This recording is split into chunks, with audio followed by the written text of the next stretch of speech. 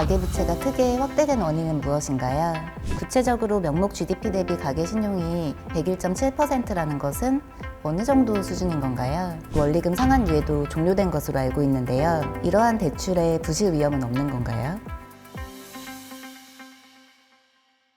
노유철 과장님, 김재현 과장님, 안녕하세요. 안녕하세요. 한국은행 금융안정국 시스템리스크팀 노유철 과장입니다.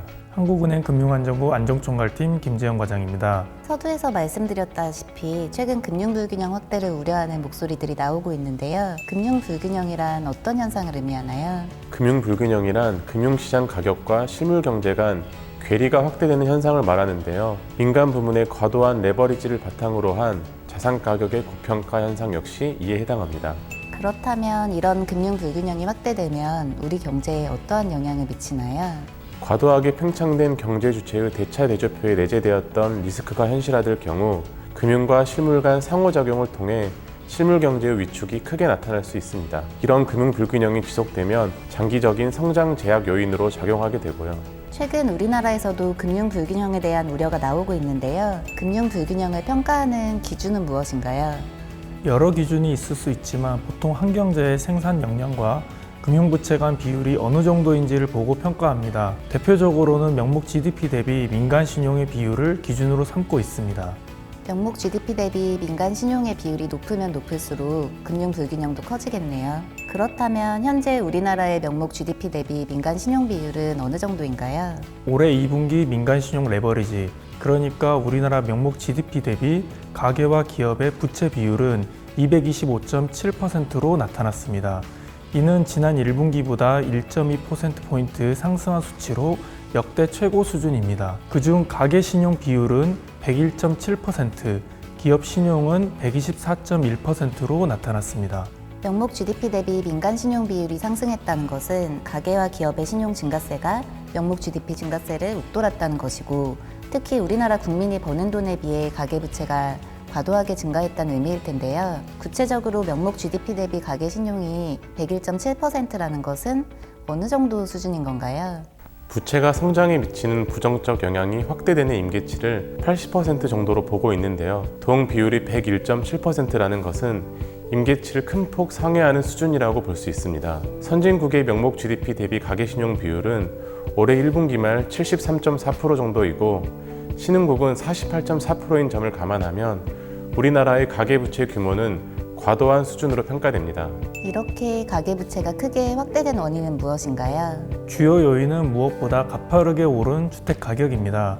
주택 시가총액은 지난 20년간 명목 GDP보다 빠르게 증가해 글로벌 금융위기 당시 명목 GDP의 2배 수준에서 최근 3배까지 늘어난 것으로 나타났습니다. 이와 함께 낮은 대출금리, 규제 완화 등 완화적인 금융 여건이 지속되면서 가계부채가 확대된 것으로 분석됩니다. 주택가격이 소득과 괴리된 높은 수준을 유지하고 있어 기초경제 여건에 비추어 볼 때 고평가되고 있다는 의미일 텐데요. 지난해 같은 경우에는 주택가격이 상당히 하락하지 않았나요? 지난해 서울 지역 아파트 매매 실거래가로 보면 지난 2021년 하반기 고점에 비해 25% 내외로 하락하였다가 올해 들어 상당폭 반등해 1월부터 7월 중 11.2% 상승한 것으로 나타났습니다. 이와 함께 가계대출 역시 지난해 9월부터 올해 3월까지 감소하였는데 지난 4월 이후 주택담보대출을 중심으로 다시 늘어나는 모습을 보였습니다.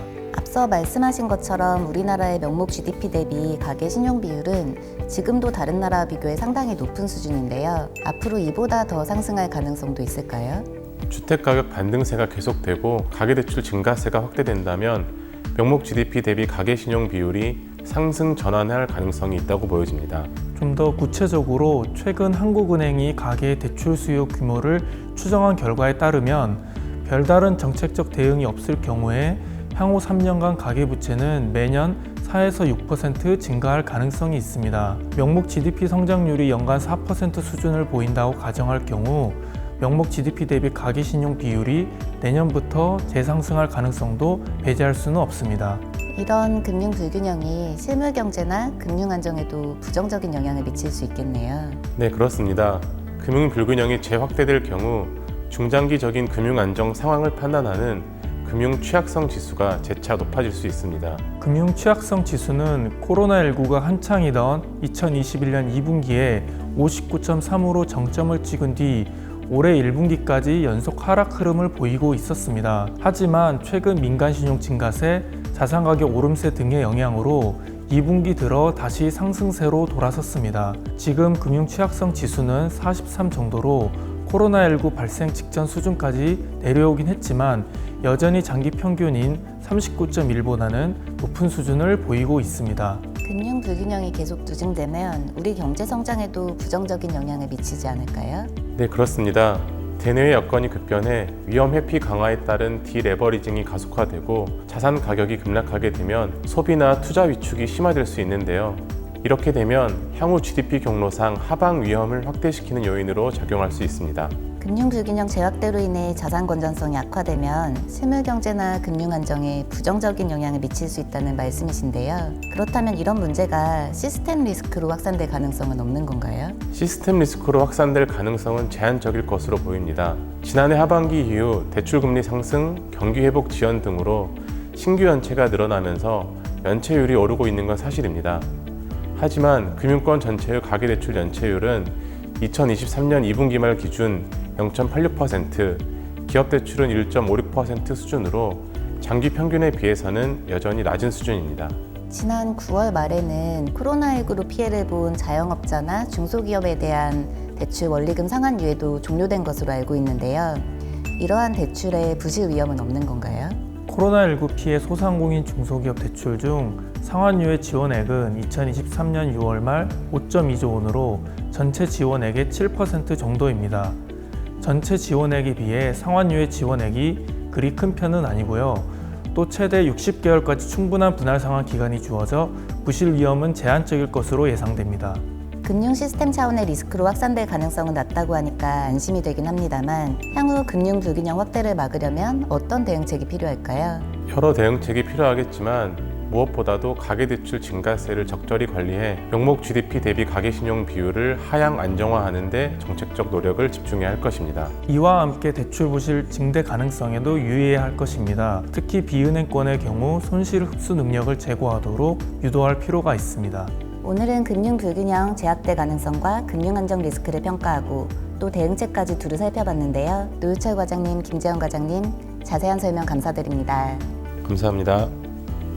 오늘 영상에 대한 자세한 내용은 한국은행 홈페이지의 금융안정상황 의사록에서 다시 확인하실 수 있습니다. 보코노미는 또 다음 시간에 유익한 주제를 가지고 다시 찾아오겠습니다. 시청해주셔서 감사합니다.